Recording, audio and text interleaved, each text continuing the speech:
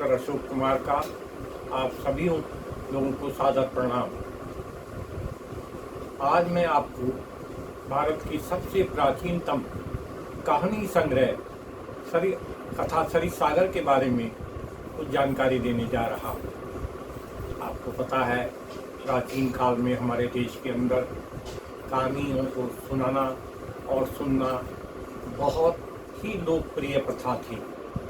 गांव देहात में, नगरों में लोग समूह में बैठ जाते थे और एक व्यक्ति जो कहानी सुनाता था, सब लोग उसकी कहानी को ध्यान से सुनते थे। घरों में भी बुजुर्ग महिलाएं, पुरुष अपने छोटे छोटे नाती पोतियों को रात्रि में सोने से पहले कहानी सुनाया करते थे और वो बच्चे कहानी सुनते सुनते गहरी नींद में सो जाते थे। आज की भाग दौड़ की जिंदगी में हमारे देश में न तो कहानी कहने वाले लोग रहे और ना ही कहानी सुनने वाले लोग रहे। कहानियों का हमारे मानसिक स्वास्थ्य पर बड़ा भारी असर पड़ता है। स्वस्थ मनोरंजन के लिए, मनुष्यों के लिए कहानी सुनना, कहानी पढ़ना बहुत आवश्यक है। आज हम जिस कोविड-19 पैंडेमिक से गुजर रहे हैं, महामारी से गुजर रहे हैं, सभी लोग हम अपने अपने घरों में बंद हैं। तो ऐसे में मैं आप लोगों से ये प्रार्थना करूंगा कि आप अच्छी अच्छी कहानियाँ पढ़ें, अच्छी अच्छी कहानियाँ लोगों को सुनाएं और अच्छी अच्छी कहानियाँ सुनें। टेक्नोलॉजी के माध्यम से आप ये कहानियाँ दूर दराज में बैठे हुए अपने मित्रों और अपने सगे संबंधियों को भी सुना सकते हैं। इसी संबंध में आज मैं आपको भारत की सबसे प्राचीनतम कहानी संग्रह कथा सरिस्सागर का परिचय देने जा रहा हूं। कथा सरिस्सागर इतनी लोकप्रिय कथा है कि संसार की प्राय सभी प्रसिद्ध भाषाओं में इसका अनुवाद हुआ है। भारत की सभी भाषाओं में इसका अनुवाद हुआ है और आपको शायद इस बात की जानकारी नहीं होगी कि पंचतंत्र और हितोपदेश और बेताल पच्चीसी की जो लोकप्रिय कहानियां हैं, जो सारे भारत में लोकप्रिय हैं, वे कहानियां जो हैं कथा सरिस्सागर का ही अंश है। उनकी मूल जो किताब है वो कथा सरिस्सागर है। कथा सरिस्सागर का मतलब है ओशन ऑफ स्टोरीज, कथाओं का सागर। अब ये आपके दिमाग में प्रश्न उठता होगा कि ये कथाएं किसने लिखी, कब लिखी गई, इनकी लिखने के क्या परिस्थितियां रही, बैकग्राउंड क्या रही। जब हम प्राचीन भारतीय साहित्य के पन्ने पलटते हैं तो हमें पता चलता है कि कथा सरिस्सागर की रचना 11वीं शताब्दी में कश्मीर के एक बहुत ही प्रसिद्ध विद्वान सोमदेव भट्ट ने की। यहाँ ये बताना भी जरूरी है कि सोमदेव भट्ट जो थे वो इन कथाओं के मूल लेखक नहीं थे। सोमदेव भट्ट ने भी ये कहानियाँ संस्कृत के एक दूसरे पुस्तक व्रत कथा मंजरी, जिसको वहाँ के एक अन्य प्रसिद्ध लेखक क्षेमेंद्र ने लिखा, वहाँ से ये उस पुस्तक से इन कहानियों को लिया। ये कहानी सोमदेव भट्ट ने क्यों लिखी, इसकी भी एक बड़ी रोचक कहानी है। 11वीं शताब्दी के मध्य में कश्मीर में अनंत देव नाम का एक राजा था। इस राजा ने कश्मीर में 40 वर्षों तक राज्य किया। कल्हण की राज तरंगणी, जिसमें कश्मीर के राजाओं के 800 साल का आंखों देखा हाल है, इतिहास है, उसमें इसका बड़ा रोचक वर्णन है। प्रारंभ के 20 साल शासन के अनंत देव वर्मा के बहुत ही अच्छी तरह गुजरे। प्रजा में भी शांति थी, राज परिवार में भी शांति थी, प्रजा खुशहाल थी। चारों तरफ लोग जो है राजा की जय जयकार करते थे।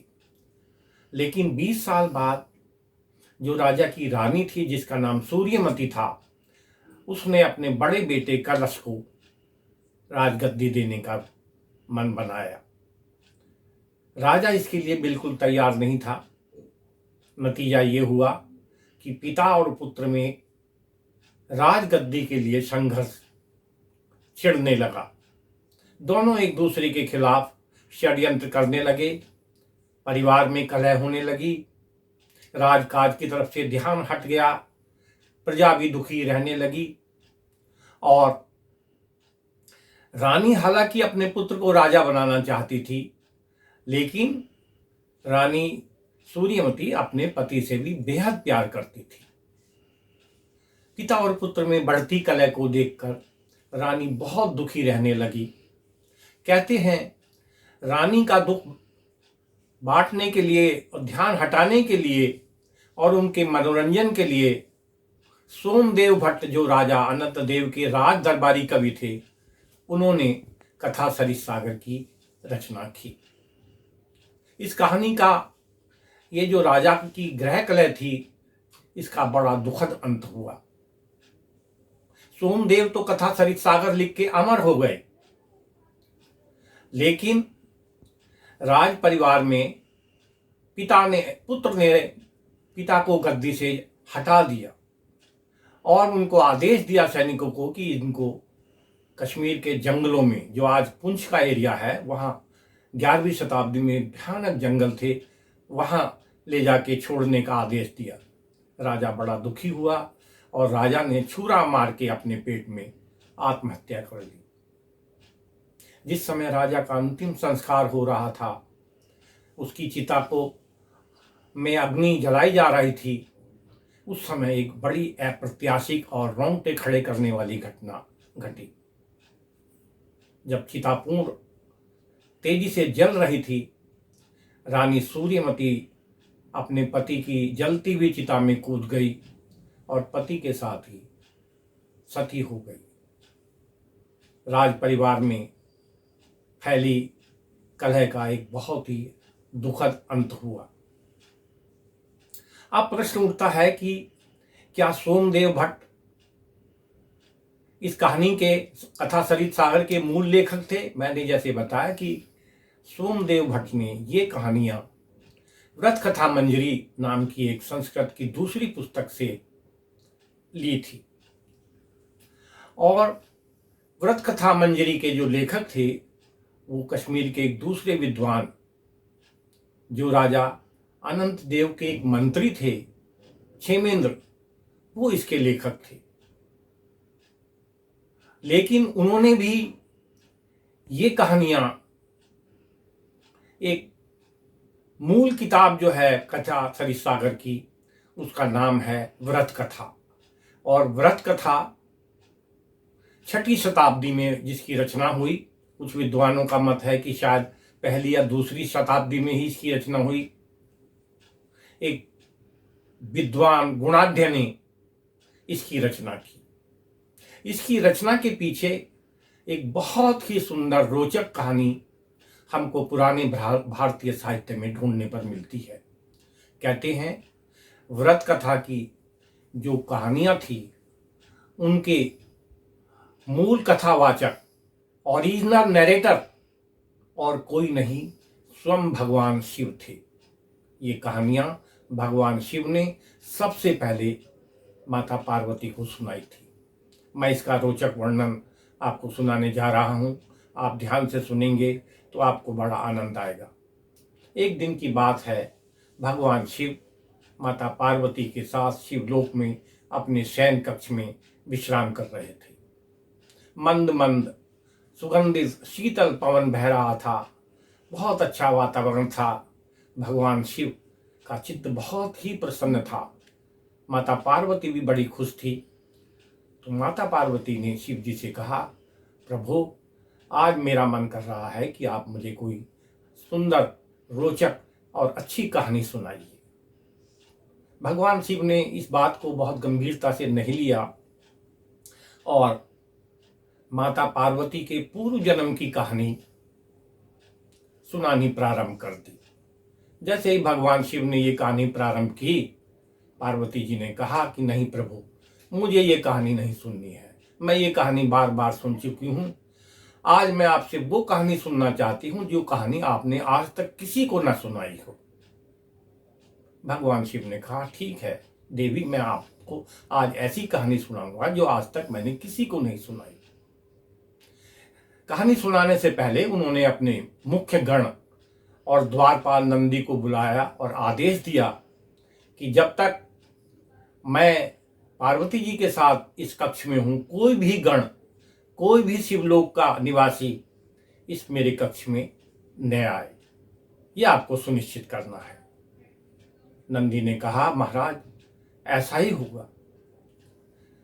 नंदी भगवान शिव के कक्ष से जैसे ही बाहर आया, उसने देखा कि भगवान का, शिव का एक मुंह लगा गण, जिसका नाम पुष्पदंत था, वो वहां पे आ धमका और नंदी से जिद करने लगा कि मैं भगवान शिव के कक्ष में जाना चाहता हूं। नंदी ने कहा, भगवान शिव का आदेश है कि कोई भी व्यक्ति, कोई भी गण मेरे कक्ष में न आए। पुष्पदंत नंदी से थोड़ा दूर चला गया। इसके बारे में मैं ये बताना चाहता हूं कि ये भगवान शिव का सबसे प्रमुख और मुंह लगा हुआ गण था। भगवान शिव के लिए जासूसी का कार्य करता था और भगवान शिव ने इसके इसी काम से प्रसन्न होकर इसको मायावी शक्तियां प्रदान की थी। उन मायावी शक्तियों के द्वारा ये संसार के कहीं, तीनों लोकों में कहीं भी जा सकता था। देवताओं का, मनुष्यों का, गंधर्व का, किन्नरों का, पशुओं का, कीड़े मकोड़ों का कोई भी रूप धारण कर सकता था। ये इसमें माया शक्तियां थी। इसने तुरंत जो है एक भौरे का रूप धारण किया और चुपचाप ऊपर के रोशनदान से इसने भगवान शिव के कक्ष में प्रवेश लिया और वहां छिप के भगवान शिव और पार्वती जहां बैठे थे वहां ये छिप गए। कहने का तात्पर्य यह है कि भगवान शिव की वो कहानी आदि से अंत तक पुष्पदंत ने भौरे के रूप में वो सारी कहानी सुन ली। कहानी समाप्त होने के बाद भगवान शिव और पार्वती वाटिका में घूमने चले गए। पुष्पदंत भी अपने घर चला गया। इसने वो कहानी तुरंत जाकर अपनी पत्नी को सुनाई। इसकी पत्नी जो थी वो माता पार्वती की एक प्रमुख सेविकाओं में से एक थी। जिस प्रकार पुष्पदंत भगवान शिव का मुंह लगा था, उसी तरह इसकी पत्नी भी पार्वती की एक प्रमुख सेविका थी। कुछ दिनों के पश्चात पार्वती जी अपनी इसी सेविका के साथ वाटिका में घूम रही थी तो पार्वती जी ने कहा कि मैं आपको एक आज बहुत सुंदर कहानी सुनाती हूँ। पार्वती जी जब वो कहानी सुनाने लगी तो ये जो सेविका थी ये पार्वती जी से आगे आगे इस कहानी को बोलने लगी।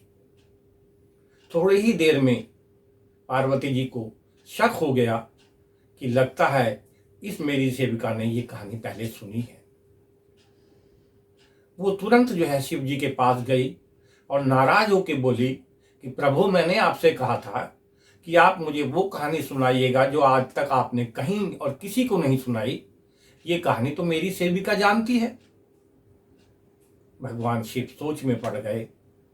कहा, ऐसा तो नहीं होना चाहिए, फिर भी मैं अभी इसका पता लगाता हूं। ध्यान लगाने पर भगवान शिव ने तुरंत पता लगाया कि हो न हो ये पुष्पदंत का ही कार्य है। पुष्पदंत को बुलाया गया। उसने आते ही अपना अपराध स्वीकार कर लिया। इसी बीच एक दूसरा गण जिसका नाम माल्यवान था वो भी यहां पहुंच गया और वो भगवान शिव और पार्वती से पुष्पदंत की पैरवी करने लगा, सिफारिश करने लगा कि भगवान इसको छोड़ दीजिए, इसको माफ कर दीजिए। माता पार्वती उससे भी नाराज हो गई और भगवान शिव से कहा, अब आपको एक व्यक्ति को सजा नहीं देनी पड़ेगी, अपने इन दोनों गणों को सजा देनी पड़ेगी। भगवान ने कहा, इनको अवश्य ही सजा मिलेगी। भगवान ने उनको श्राप दिया कि तुम दोनों जाओ और मृत्यु लोक में जाके दुख भोगो। शिवलोक से तुम्हारी अब छुट्टी है। दोनों रोने लगे, विलाप करने लगे और अंत में पूछा कि प्रभु ये बताइए कि ये जो श्राप है ये कितने दिन तक रहेगा। भगवान शिव ने पुष्पदंत से कहा कि विंध्याचल के जंगलों में आपको कानुभूति नाम का एक पिशाच मिलेगा। आप ये कहानी उसको जब सुना देंगे तो आप इस श्राप से मुक्त हो जाएंगे और पुनः शिवलोक में आपको स्थान मिल जाएगा। माल्यवान से कहा कि आप इस कहानी का प्रचार प्रसार करेंगे कुछ कानुभूति से लेकर सुनकर, तब आपका ये श्राप समाप्त होगा। भगवान शिव के दिए हुए श्राप के अनुसार दोनों मृत्युलोक में चले गए। माल्यवान का जन्म एक ब्राह्मण के घर में हुआ। ये लोग बचपन से ही ये बच्चा बहुत विद्वान था। बड़ा होकर ये शास्त्रों का महान ज्ञाता बना और वहाँ के जो सातवाहन राजा थे उसका मंत्री बन गया। इधर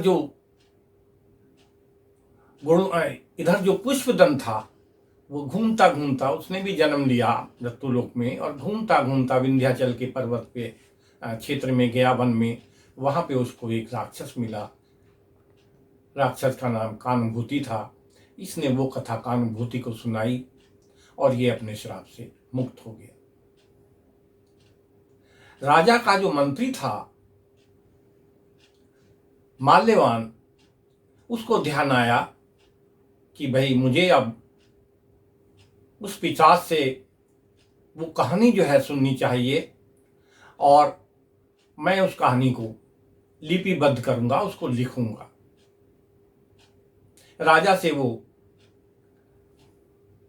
राजा के यहाँ से उसने प्रस्थान कर दिया, मंत्री पद छोड़ दिया और पहले उसने उस पिशाच से वो कहानी पूरी प्राप्त की और उसके बाद जंगल में बैठ के भोजपत्रों के ऊपर अपने रक्त से श्लोक के रूप में ये कहानी लिखने लगा।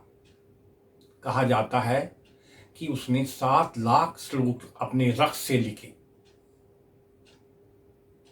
जब 7 लाख श्लोक रक्त से लिखे गए तो उसने अपने शिष्यों को बुलाया और कहा कि आप इस कहानी को, इस पुस्तक को, कहानी की पुस्तक को राजा के पास ले जाइएगा और ये राजा से कहिएगा कि वो इसका प्रचार प्रसार करे। शिष्य जो है इस कहानी को, पुस्तक को राजा के पास ले गई। राजा ने पूछा कि बताइए भाई ये किस भाषा में लिखी हुई है। तो शिष्यों ने बताया कि ये पैशाचिक भाषा में लिखी हुई है। अपने श्रोताओं को मैं ये बताना चाहूँगा कि उस समय भारत के नॉर्थ वेस्ट में जो अफगानिस्तान और पाकिस्तान का एरिया है वहाँ पे एक प्राकृत भाषा बोली जाती थी जिसको पैशाचिक भाषा बोलते थे। भारत की जो बहुत सारी प्राकृत भाषाएं हैं उनमें ये भी एक भाषा थी और आज की जो पश्तो लैंग्वेज है उससे काफ़ी मिलती जुलती थी। तो राजा ने कहा कि भाई ये पैशाचिक भाषा में है तो इसका मैं कैसे प्रचार प्रसार करूँगा, ये तो बहुत लोग इसको कम जानते हैं। कोई ध्यान नहीं दिया। नतीजा ये हुआ कि उसके शिष्य उस पुस्तक को लेके वापस गुणाढ़ के पास आ गए। गुणाढ़ को बहुत दुख हुआ। गुणाढ़ ने जंगल में एक बहुत बड़ी यज्ञ की वेदी बनवाई, उसमें अग्नि प्रज्वलित की और खड़े होकर वो एक एक श्लोक को पढ़ता जाता था, विलाप करता था और उसको अग्नि में, हवन कुंड में डालता जाता था। आसपास के जितने भी जंगली जानवर थे, आदिवासी थे, वो आके बैठ जाते थे, कहानियाँ सुनते थे। दिन भर उनकी आंखों से भी आंसू टपकते रहते थे। जंगली पशुओं ने खाना पीना सब छोड़ दिया। वो बहुत दुर्बल हो गए और ये एक एक कहानी को, एक एक श्लोक को पढ़ता जाता और अग्नि कुंड में डालता जाता। कहते हैं कि 6 लाख श्लोक इसने जला दिए। जब 1 लाख श्लोक बचे, उसी बीच में एक दिन राजा ने अपने रसोइये को बुलाया और कहा कि आप कैसा मांसाहारी भोजन बना रहे हैं, उसमें बिल्कुल भी स्वाद नहीं आ रहा है। रसोइयों ने कहा, महाराज जैसा पहले भोजन बनाते थे हम तो वैसा ही बना रहे हैं। शिकारी लोग जैसा मांस हमें ला के देते हैं उसी को हम पकाते हैं अच्छी तरह। शिकारियों को बुलाया गया, भाई कैसा मांस ला रहे हो? शिकारियों ने बताया कि राजन, इसका एक बहुत बड़ा कारण है। आजकल जंगल में एक साधु है, वो कुछ पुस्तकों को जला रहा है और कहानियाँ सुना रहा है जंगली जानवरों को, और जंगली जानवर सारे दिन बैठे बैठे वहाँ वो कहानियाँ सुनते रहते हैं। जंगली जानवरों की आंखों से भी आंसू टपकते रहते हैं। ये साधु भी विलाप करता रहता है। जंगली जानवरों ने क्योंकि खाना पीना छोड़ दिया है, तो उन्हीं को मार के जब हम लाते हैं तो उनके मांस में कोई स्वाद आपको नहीं आता। राजा को तुरंत ध्यान आया। राजा अपने दल बल के साथ जंगल में गया और देखा तो उसका पूर्व मंत्री गुणाढ्य अपनी लिखी हुई पुस्तक को, जो उसने रक्त से लिखी थी, जला रहा था। राजा ने उसको रुकवाया। कहते हैं कि 7 चैप्टर थे, हर चैप्टर में 1 लाख श्लोक थे। 6 लाख श्लोक, 6 चैप्टर जल चुके थे, केवल 1 चैप्टर बचा। 1 लाख दोहे बचे, श्लोक बचे। राजा उन श्लोक को लाया और राजा ने बाद में उनका प्रचार प्रसार किया। इस ओरिजिनल जो पुस्तक है गुणाढ्य की, इसकी कोई भी प्रतिलिपि प्राप्त नहीं है। केवल 3 पुस्तकें प्राप्त हैं। एक है व्रत कथा मंजरी, जो क्षेमेंद्र ने लिखी। दूसरी है कथा सरित सागर, जो सोमदेव भट्ट ने लिखी। और एक कथा है व्रत कथा श्लोक संग्रह, जो किसी बौद्ध विद्वान ने नेपाली भाषा में लिखा। पूरे संसार में इसकी 3 ही कॉपियां उपलब्ध थी। मूल पैशाचिक भाषा की जो प्रतिलिपि है, कहते हैं आज से लगभग 1500 वर्ष पूर्व ही वो लुप्त हो गई। कहाँ गई उसका कुछ पता नहीं चला। इस कहानी के ऊपर जो है सैकड़ों लोगों ने इसकी हिंदी में टीका टिप्पणी अनुवाद किया है। मैं अपने सभी श्रोताओं से अनुरोध करूंगा, और ये किताब जो है सारी जगह बड़े बड़े बुक सेलर्स के पास उपलब्ध है। संसार की जितनी बड़ी बड़ी लाइब्रेरियां हैं वहाँ भी है, और डिजिटल लाइब्रेरी में भी आपको ये किताब मिल जाएगी। आप इसको डाउनलोड कर सकते हैं हिंदी में भी, और इस कहानियों को पढ़ेंगे तो आपको बहुत अच्छा लगेगा। इन कहानियों में रहस्य है, रोमांच है, मिस्ट्री है, तंत्र है, मंत्र है, टोना है, टोटके हैं, तत्कालीन सातवान राजाओं की कहानी है, उनकी वीरताओं की कहानियाँ। देवताएं हैं इसमें, पात्र जो हैं वो देवता हैं, राक्षस हैं, राजा हैं, किन्नर हैं, विद्याधर हैं, और पशु और पक्षी हैं। वो सभी इस कहानी में तरह तरह के पात्र हैं। नीति शास्त्र की बहुत सारी बातें इन कहानियों में हैं।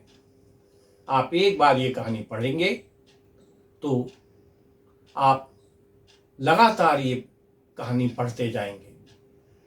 मैं आपसे पुनः अनुरोध करूंगा कि आप कथा सरित सागर को हिंदी में एक बार उसकी व्यवस्था करें, चाहे उसको डाउनलोड करें डिजिटल लाइब्रेरी से या उसको मंगवाएं और स्वयं पढ़ें, अपने परिवार के लोगों को सुनाएं, और वर्चुअल मोड में आप इसको दूर बैठे हुए अपने मित्रों और संबंधियों को भी पढ़ेंगे।